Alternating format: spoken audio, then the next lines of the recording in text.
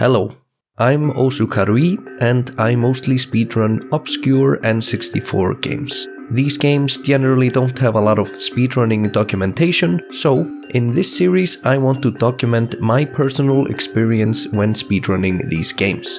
I'll therefore cover the history of the game as a speed game, talk about speed strats, interesting movement tech, and glitches, along with the world record progression for the game. I hope you enjoy.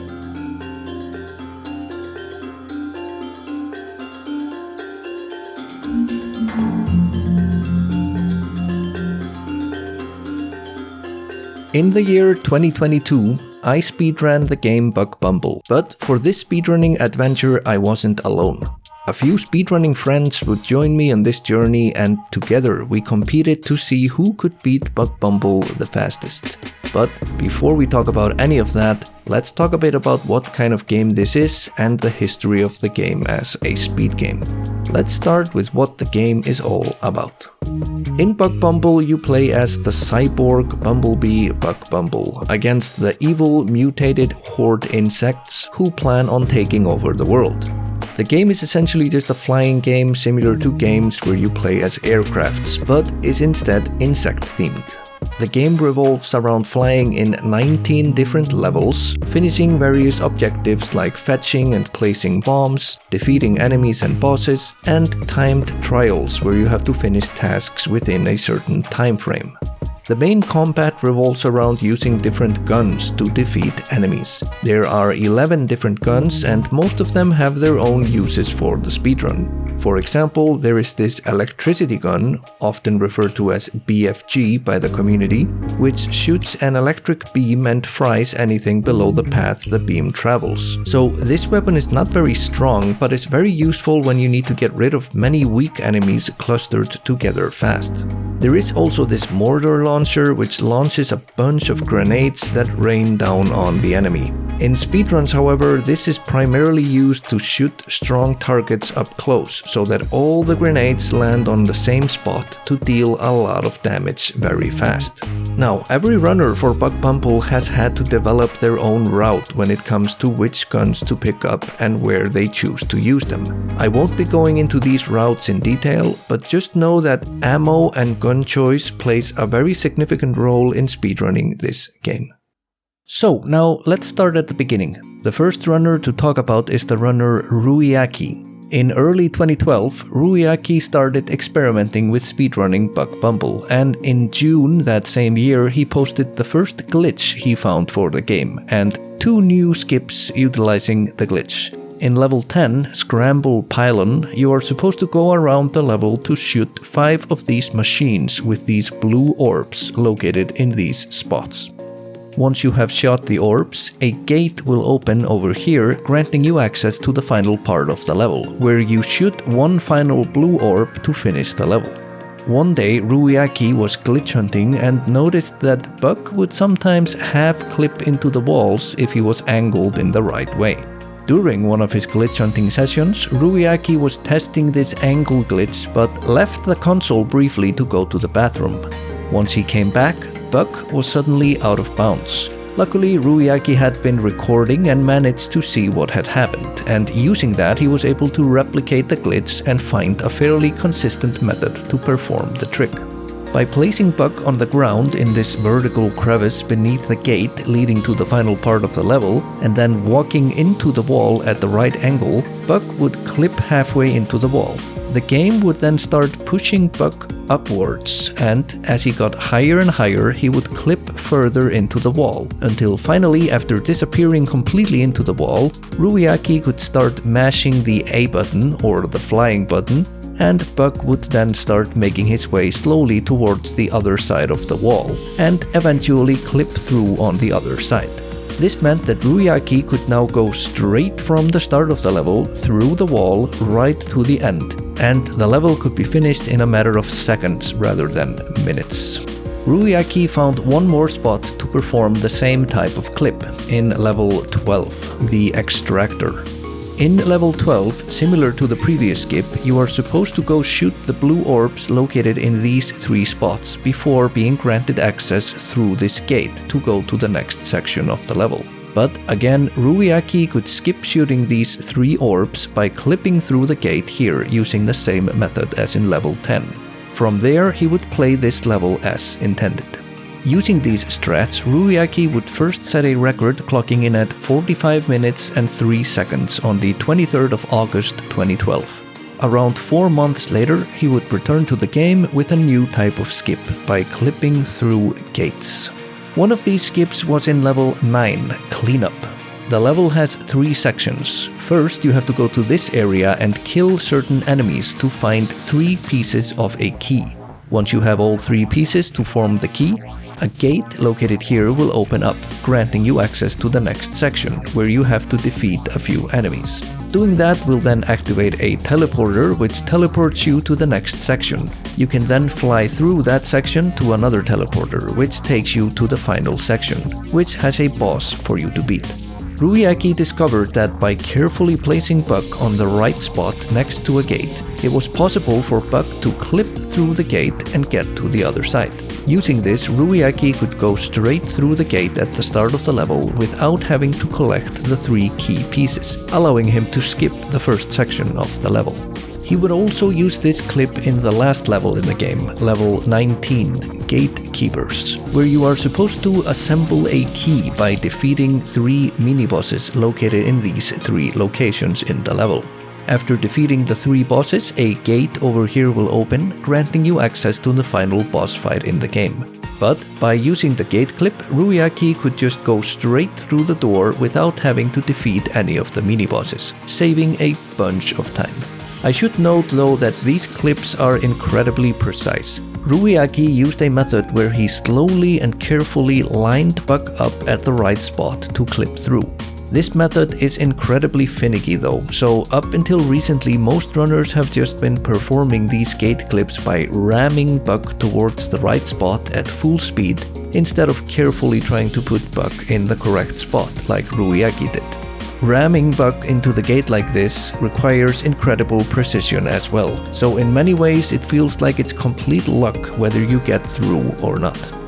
Using these new skips, Ruiaki would set many new world records, starting on the 25th of December 2012 by getting a 37.56. Then a few days later he would get a 36.54 on the 30th of December.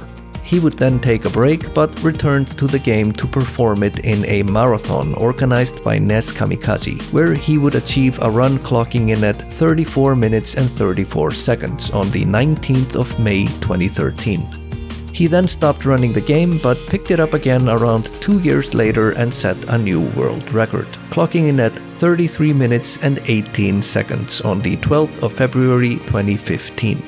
This would be Ruiaki's final world record for Buck Bumble. So I don't die. Yes! New world record that isn't awful.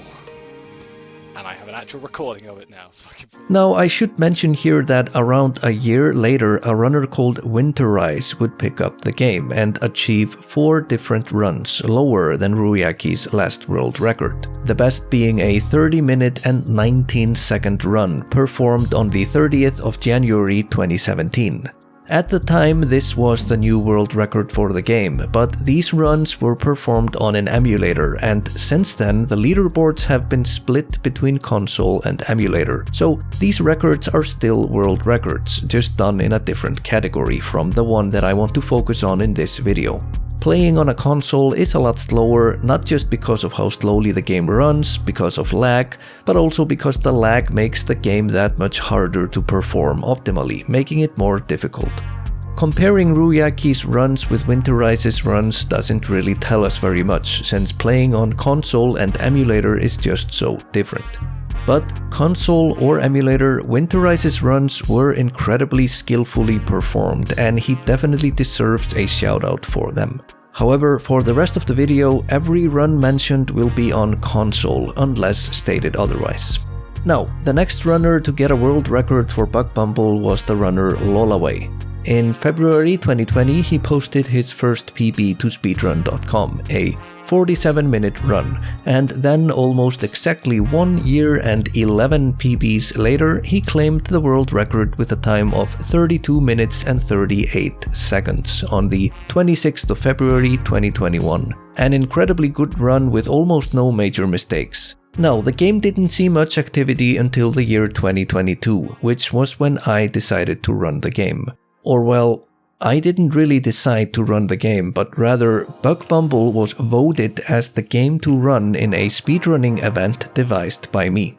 You see, those who have watched my previous videos will know that during Christmas 2020 I decided to speedrun Toy Story 2, Buzz Lightyear to the Rescue. And then during Christmas 2021 I learned to speedrun the game covered in my last video, Starshot Space Circus Fever. Now, for Toy Story I had just been alone in running the game, but for Starshot, my friend Nathan is Bored had joined me in learning, running, glitch hunting and researching the game, and I really enjoyed that experience. That is, learning a speedrun with someone else. Well, that got me thinking. What if I would make this a Christmas tradition? To learn a new speed game every Christmas. And better yet, I could invite my speedrunning friends to join, just like how Nathan had run Starshot with me. Well, after some thinking, I made a Discord server and invited some of the people I had met on my speedrunning journey through the years, who I knew owned an N64 console. Now, originally this was supposed to be a Christmas event, but I was too impatient to try out the concept, so I decided to do a small Easter event as well. The idea was that first everyone would suggest games to run. I wanted these games to be relatively obscure, so I set certain parameters so that the leaderboard could not have too many people on it, and the world record speedrun should be under 40 minutes. After everyone finished suggesting games, I would choose 10 of them and we would then vote on a game to run together. Then on the 1st of April 2022, the event would start and the person who had the best time by the end of Easter, the 19th of April, would win the event. So, although this was a competition to try to get the best time, it was mostly just an excuse to learn a speedrun with friends where we could route, glitch hunt, look for strats, race, and just enjoy speedrunning a new game together. And thus, the holiday special event was born. Something we've been doing twice a year, every Easter and Christmas for 2 years now. In this event, 5 people would participate. Me, Nathan is Bored, the Kovic, Bluescreen 18 and Starlight 94. So we voted on a game and the result was Bumble. So at the start of April, all of us got to work to start learning the game. Only 1 day into the event, Bluescreen would make a major discovery. He found a way to get out of bounds in almost any level in the game. Most of the levels have these slanted walls which lead all the way to the top of Bug's max flying height. When pressing the R or C right button, Bug will perform a flying maneuver where he flies in a circle like this. Bluescreen discovered that by flying towards these sloped walls at the top of the level and then pressing R to perform one of these maneuvers at the right time, Bug will partially clip through the wall, and then by mashing the A button, Bug would gradually reach the other side of the wall and eventually clip through. We don't know exactly how this works, but my theory is the following. When Bug approaches the wall at the top of the map and then you press the R button, Bug will actually land briefly on the slope and start sliding. While sliding, Bug can exceed the maximum flying height and will therefore be pushed slightly higher than the allowed max height limit for the map. When the slide ends, the game tries to push Bug back down, but by pushing Bug straight down on a sloped wall, Bug has to go into the wall.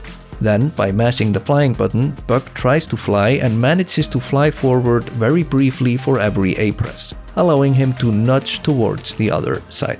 So now we had a method to get out of bounds in almost all the levels in the game. But once you're out of bounds, it's actually very difficult to get back in bounds, since all the walls have collision on both sides. Not only that, but once you're out of bounds, everything tends to become invisible, so even knowing where you are or where you are heading can be very tricky. At first, Bluescreen thought he hadn't really discovered anything particularly useful. Sure, we could go out of bounds, but what use was that if we couldn't get back in bounds again? Well, what if we could use this trick without ever going out of bounds? You see, a lot of the geometry for the game is set up like this, so you have two of these slanted walls right next to each other, or opposite each other. So instead of going out of bounds, we could just clip through the top of these walls to reach the other side, or climb over the walls, so to speak. And that's precisely what Bluescreen did when on the 4th of April he found a major time save by climbing over one of these walls. In level 18, Core Nuke, you normally have to defeat a bunch of enemies in this first area to activate a portal which leads to the next section, where you have to traverse these sewer pipes to get to another portal, which takes you to yet another sewer area here. You have to traverse more pipes before reaching this portal, which brings you to the final area in the level, and you end the level by landing on this platform. Well, as you can see, the last area and the first area have one of these adjoined slanted walls. So Bluescreen found out you can go straight from the first section of the level to the end by going through the walls here, skipping essentially everything in the level and saving around 2 minutes. A few days later, Bluescreen would find another skip in level 3, Return Fire. Normally you have to go here to shoot a blue orb to open a gate here, which takes you to this teleporter, which leads here, where you have to kill a few enemies to spawn a bomb that you can bring back to the start of the level to end the level. Bluescreen found out that after shooting the orb to open the gate, you could climb over the wall here to reach the enemy section instead of having to fly there normally. He could then play the level normally from there. Then, in mission 14, Mucus Storage, I found the skip. Normally you have to play through a succession of rooms where the gates to reach the next room will only open if you have defeated all the enemies from the previous room. After finishing several of these rooms, you gain access to the final area in the level, where you have to destroy these 4 tanks to finish the level. Now, I found out that by going out of bounds here at the start of the level, I could fly across the nothingness here right towards the end. Now, normally after going out of bounds, we didn't have any way to get back in bounds, but I found out you could use these beams to get back in. If Buck gets too close to one of these beams, it will start violently tugging Buck towards the beam until Buck is inside it without any way of escaping, where his health will drain until he dies. I found out that the beam tugging could in fact pull Buck through the walls back in bounds. And if you don't go too close to the beam, you could then back away from it again and deactivate it from a safe distance to continue to the next area. From there, we could enter the final area right away to destroy the 4 orbs and finish the level. Nathan is bored would then improve on this strat by simply letting the beam pull him completely in, but shooting the orb that deactivates the beam while being pulled in. This was a lot more aggressive and dangerous, but also considerably faster. And then Nathan would find 2 more skips using the slanted wall climb. In level 2, Raider Run, you have to destroy these 3 satellites. Normally you would enter this section to destroy the first one. Destroy a blue orb here to get access to the next area, where you destroy the next satellite. You then enter this area where you have to kill a few enemies in order to get access to the next area, where you are teleported to the final satellite, located here. Nathan, however, found a method to do the satellites out of order by clipping through the wall right here at the start to do the final satellite first. He then clipped again through the wall into this secret area and proceeded to do the other 2 satellites normally. This allowed him to completely skip the section where you have to kill a few enemies located here. And then Nathan also found the last useful skip we would find, which was a small skip in level 13, the Nuke Tower. The normal route looks like this. You first have to shoot a blue orb here to open this gate, and then another blue orb here to open this gate, which then takes you in here, where you use a portal to reach this small sewer section, which takes you to another portal which takes you to the last part of the level.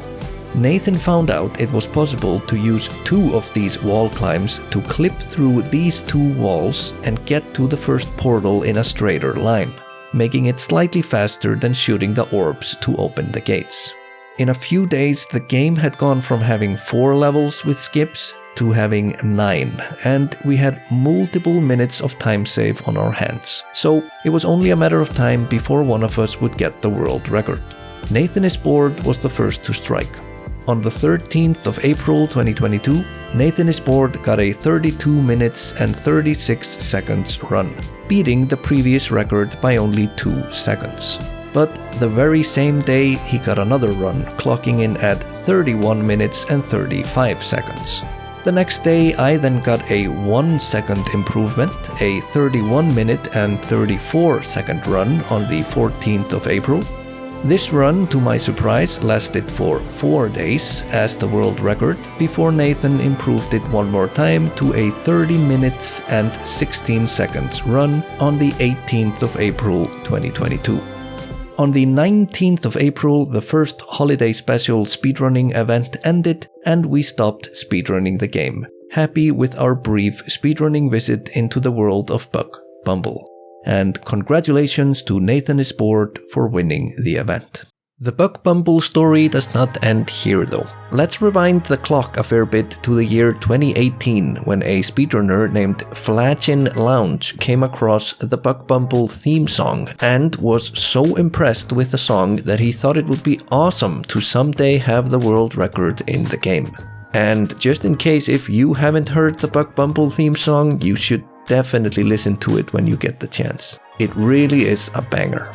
Flagin, however, didn't get to work right away, but in early 2022, a few weeks before we did the holiday special event, he finally started playing the game and learned the speedrun. And for a few months, he regularly streamed his main speed game, Grand Theft Auto Vice City, but dedicated 1 day per week to playing Bumble. So when the holiday special group came along and broke the game so that there were multiple minutes of time save available, Flagin saw an opportunity to strike.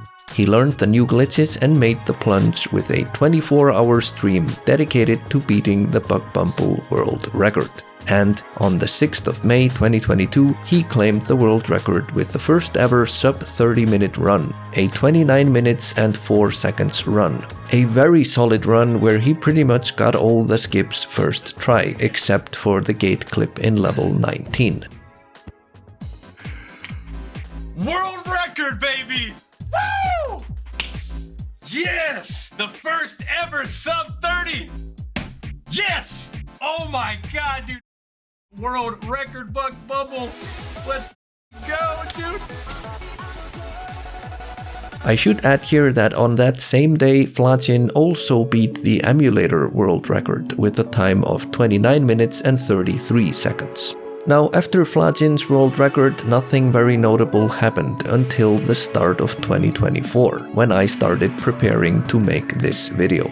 Like for many of my videos, the first thing I do while prepping is extracting the 3D model map geometries from the games to show the routes. I get many comments on my videos asking how exactly I do that, so I recently made a tutorial for how I extract the models on my second channel. You can find the link in the description if you are interested. When I was extracting the models for Bumble, I realized just how useful it was to be able to view these maps from afar, and my glitch hunting senses started tingling. You see, a lot of the levels have teleporters, which take you from one part of the level to the next, so we never really knew how each part of the level was located relative to the other. So there was still a lot of lacking information. I spent a few days extracting levels from the game to see if there was any stuff we had missed, and I ended up finding a few new skips. In level 7, Outpost, you're normally supposed to go through this sewer section to reach the end of the level. When extracting the 3D models, I noticed this room here at the end of the level I hadn't known about. I almost brushed this off as an unused room just left there by the developers, but then noticed there is a crack in the wall to shoot it open, which leads to the final section. Using this room, I was able to clip through the wall right here at the start, fly very briefly out of bounds, and use the wall here next to the secret area to clip through and get back in bounds again. I could then break the wall to reach the final area. skipping having to go all the way around the level in the sewers. The second skip I found was in level 17, Scorpion Killer. Level 17 is a very combat-heavy level where you must kill all the enemies in these tunnels for a portal to activate, which in turn takes you to the boss in the level located here. When looking at the 3D model, I noticed that if we could find a way out of bounds, there just happened to be a little spot here which should, in theory, allow us to get back in bounds right into the boss area.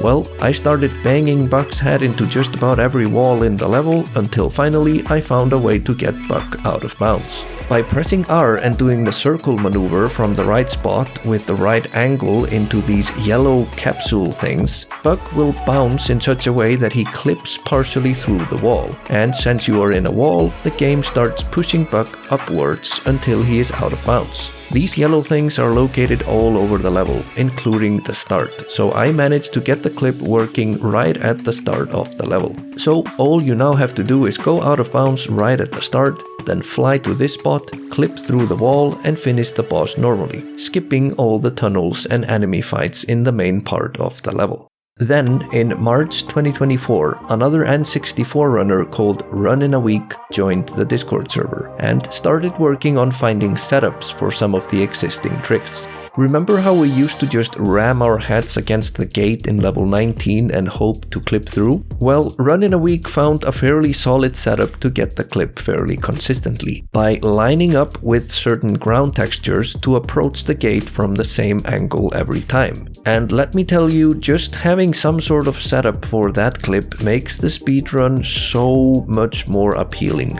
Now runners don't have to lose runs to what seems like complete luck right at the end of the run, and can instead have much more control over their own fate. And then a few days later, friends of Run in a Week, the runners 7th Armstrong and Kefka14, would help in making an even better setup for the clip, where 7th Armstrong came up with a new version. This new method looked more like Ruiaki's old method, where you slowly partially clip into the gate, but instead of having to maneuver Buck manually through the opening like Ruiaki had done, which was very finicky and could spit you back out again, 7th Armstrong realized you could get into the wall far enough so your stinger is fully in, then hold B to stay still, and then hold up left to clip into the wall consistently. And then Run in a Week also took a look at the clip I had found in level 17 and found a much better setup than I had found earlier, making that clip much more consistent than before. They would also find out that you didn't really need to go back in bounds to kill the boss, and instead you could just shoot through the wall with the electricity gun to kill the boss from out of bounds, making it considerably easier since the clip to get back in bounds was fairly inconsistent. Run in a Week would then also find a much faster way to finish level 13, Nuke Tower, by shooting the end targets with a different gun than other runners had used, saving around 20 seconds. Run in a Week then started doing runs, and although they decided not to go for the level 7 skip because of consistency issues, they were armed with the new out of bounds skip in level 17, the new shooting method in level 13, and a much better setup for the clip in level 19. Run in a Week gradually got better and better PBs, and then on the 28th of March 2024 they got a run clocking in at 28 minutes and 16 seconds. And that's where the world record stands at the recording of this audio. Now, there are 4 skips that have not been implemented into the full game runs at this point in time. The first is in level 13 and was found by me. Remember how you need to fly all the way to reach the portal that takes you to these sewers here? Well, it is possible to go out of bounds right at the start and fly straight to the sewer area. Remember how we used these magnet beams to yank Buck back in bounds in level 14? Well, we can do the same here, except here it's a lot more difficult, requiring an extremely precise position for the beam to actually pull Buck back inside. I suspect there's even some RNG or luck involved with the pattern in how the beam tugs Buck, so it might be RNG dependent. This trick is extremely difficult and inconsistent, so I doubt we will ever see it in full game runs. The second unused skip in level 9 was also found by me and is a lot more feasible, although still very difficult. In level 9 we normally skip the key here by clipping through the wall here, but after that we need to kill a few enemies here and fly this section before being able to reach the boss. Well, it is in fact possible to go out of bounds right at the start, fly straight to the boss area and clip back in bounds there. The only downside is that once out of bounds, all your surroundings and Buck himself become invisible, and your only guide to navigating the out of bounds area is the radar, which shows you which way you're facing. On top of that, there is a bunch of invisible geometry on both sides of Buck while flying, and you have to get incredibly close to a limited number of walls outside the boss area before regaining visibility. And lastly, we don't have any consistent way to get the clip back in bounds again, so it's very easy to leak a lot of time trying to get the clip. Overall, I think this is definitely doable, but doing it in a way where it's both fast and consistent enough to actually save time is a completely different question. I guess time will tell whether this skip will ever see the light of day in a full game speedrun. The third skip was found by Runnin' a Week recently and is in level 8, the sewers, where you're supposed to fly through these sewers to shoot 3 of these wasp spawners in these locations and kill all the surrounding wasps to finish the level. Runnin' a Week discovered that while out of bounds, it is sometimes possible to shoot through the walls if Buck is close enough to the wall that his arms or gun clip through. They then found that you could go out of bounds at the start of the level and fly directly to the wasp spawners to shoot through the walls and at the spawners, making it so you could shoot all 3 spawners from out of bounds. This skip, however, presents some complications for the ammo routing, and it remains to be seen how much time this skip can realistically save. So there is still research to be done for this one. The last skip is then the previously mentioned skip in level 7, where you wall climb your way out of bounds and then do a second wall climb back in bounds. Runnin' a Week opted not to go for this skip because of consistency issues getting back in bounds, since the second wall climb has to be done while stationary, which makes it considerably more difficult. This skip is however very doable, and I'm fairly sure we will see it in a world record at some point.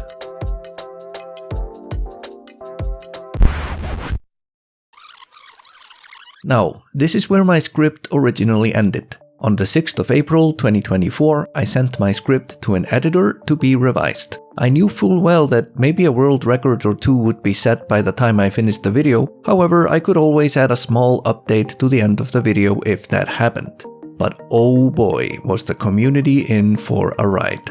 There wasn't just a world record or 2 set. No. Actually, more than 10 records have been set since, because on the next day after I sent in my script, the 7th of April, the community would find a brand new glitch and a bunch of new skips, so there are still plenty more things to talk about. On the 6th of April, Runnin' a Week reported having sort of clipped through a wall under the level in some water. They did not go fully through the wall though, and weren't even sure what had really happened or if it was just the camera playing tricks on them, and they soon abandoned the idea that this was something useful. 7th Armstrong, however, decided to look into it further and started messing with the water area in level 16, where he was in fact able to clip through the wall fully by bonking Buck into the wall and letting the recoil push him out of bounds. But since he was then inside the floor, the game pushed him upwards and back in bounds again.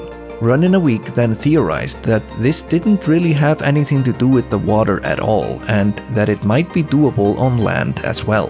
Well, the next day, 7th Armstrong proved that this too was in fact possible by showing that he was able to fly at a wall at an angle and let the recoil push Buck into the wall, where he could spam the A button to push Buck the rest of the way through.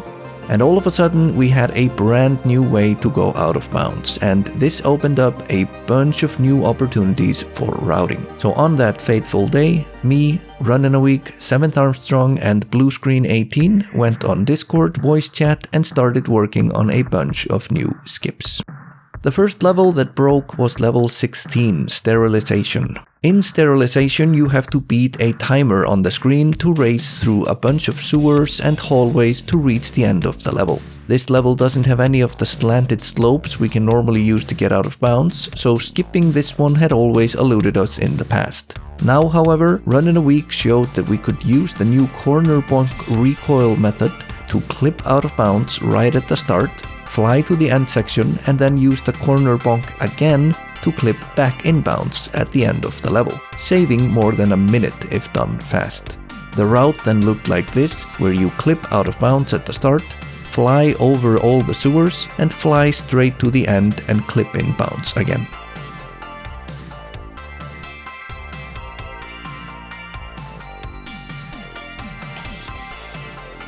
I then started working on level 12, because I knew that if we could get out of bounds early, we could fly right to the end of the level. Level 12 also does not have any of these sloped walls and is instead lined with these uneven tree-like walls all around. After a little bit of work, I found a convenient spot to bonk on and get Bug out of bounds, and after that there were two options. The first method was to fly around here to this tractor beam and let that pull you back in bounds, similar to what we had done in level 14. You could then proceed to shoot the targets at the end of the level, located here. The second method is to never go back in bounds and instead shoot the final targets through the walls, similar to what Run in a Week had done in level 8. This was at first considered too inconsistent, but has since been made more doable. So now the route looked like this, and we could fly right from the start to the end of the level. The third skip found using this corner bonk method was in level 13, and is the only one I am doubtful we will see in full game runs anytime soon. Remember how it was possible to go out of bounds at the start of the level and then just barely let this tractor beam pull you back in bounds and enter the teleporter, which brings you to the final area? Well, now we didn't need the tractor beam at all and could just go out of bounds and head directly to the final area and use the corner bonk to clip into the final area and finish the level from there. This skip, however, doesn't save a lot of time, and with these recoil corner bonks currently being somewhat inconsistent, this skip is probably not realistically gonna save any time in full game runs for now. And if these weren't enough, that same evening I just happened to find a new skip for level 9, which just used the good old wall climbing method and had nothing to do with the new recoil corner bonk clip. In level 9 I found that instead of skipping the first section where you normally get the key, you could fly into the first section and go out of bounds there, and then use this slope here to get back in bounds here, right next to the portal which brings you to the final boss in the level, skipping having to fight the enemies in here. Now, this skip is probably slower than the one shown with the purple line here, but is way easier because it requires less out of bounds invisible navigation and an easier wall clip to get back in bounds. Following these discoveries, Run in a Week started doing runs again. They implemented the new skips in level 12 and 16 along with going for the skip in level 7, which they had earlier not opted to go for but now needed to do because of the new gun and ammo routing. They quickly got a new world record with a 28 minutes and 7 seconds run on the 10th of April 2024. Then, 2 days later, on April 12th, they got 2 world records in one stream. First a 27 minutes and 40 seconds, and then a 27 minutes and 14 seconds run, and then a few days later they would get another 3 world records in one day, a 26:58, breaking the 27-minute barrier, a 26:52, and then a 26:41 on the 18th of April 2024. During all of this, 7th Armstrong, after having discovered some of the clips and setups used in the run, had gotten interested in learning the run, so he started practicing and was doing runs of his own a few days later. He then claimed the world record with a time of 26 minutes and 15 seconds on the 22nd of April. And then 2 days after that, Run in a Week reclaimed the world record with a time of 26 minutes and 6 seconds on the 24th of April. And then again 2 days later, 7th Armstrong reclaimed the world record with a time of 25 minutes and 54 seconds on the 26th of April, breaking the 26-minute barrier. Then a few days passed before 7th Armstrong set a big world record with a time of 25 minutes and 6 seconds on the 2nd of May 2024, almost reaching the 25-minute barrier. And that's where the world record stands at the recording of this audio. I guess at this point the race to the first 24-minute run is on. I also want to mention that 7th Armstrong had found a small skip in level 11 hurdling research a few days earlier by using the recoil corner clipping method to go through a wall. In level 11 you have to fetch 3 hurdlings or bugs from these 3 locations and bring them to this teleporter at the start of the level. The normal route looks like this, but 7th Armstrong found out you could corner bonk through the wall here to skip having to go around this wall again. This skip only saves around 8 seconds, so at first I didn't expect to see it used in a world record at any point, but 7th Armstrong has been using it in his runs. So before we wrap this up, how low could this run possibly go? There are currently 2 skips which have not been used in the world record, which could realistically be implemented. The first is this out of bounds route in level 9, which goes directly to the boss, which saves a handful of seconds. And the second is a skip in level 10, recently found by me, which recoil bonks through the wall instead of using Ruyaki's old clipping method, saving around 13 seconds. 7th Armstrong does not use splits, so it's hard to estimate the full potential of his route, but Run in a Week's sum of best is now a 23:01. However, Run in a Week has not been using all the strats in their runs like 7th Armstrong, so the theoretical best can still go a bit lower, so an optimized sum of best might be around 22 minutes. So at this point, a 24-minute run would be a fantastic run, and a 23-minute run would be absolutely extraordinary. With how trick-heavy the run has become, a 22-minute run would be an absolute god-tier run, and seems incredibly improbable. But, like most speedrunners who claim a time isn't possible, I will probably be proven wrong about that at some point.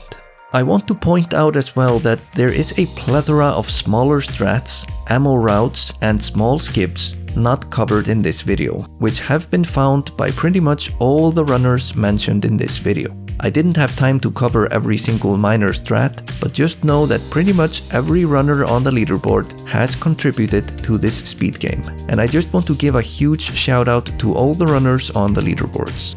Great job, everyone. So just to recap a little bit on how far this game has come. When I started running this game in 2022, there were only 4 levels with skips, which Ruiaki had found. But now, through the efforts of so many great glitch hunters and speedrunners, there are only 5 levels without skips, and 14 levels that have some sort of skip in them. During that time, the world record has dropped by around 8 minutes, and it really has been awesome to get to witness all of the innovation for the game in the last few years. As for the future, having fresh eyes on the game for the last few months has really breathed new life into the speedrun, and if we ever have more people looking at the game, who knows just how much further it may go.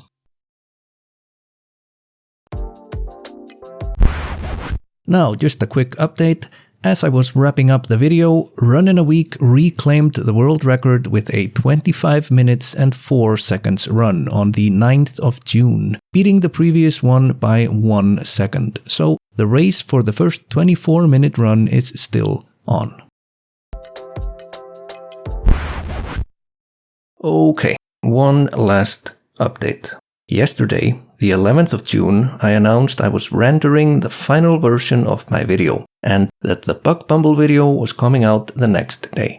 Well, Run in a Week and 7th Armstrong decided to make one final push for the 24-minute run, and wouldn't you know it, Run in a Week managed to clutch it out with a 24 minutes and 46 seconds run on the 12th of June, 2024. Huge congrats to Run in a Week. Yes, dude, let's go. 24. Oh my god. 24:46. Alright, Osu, you gotta write a little bit more.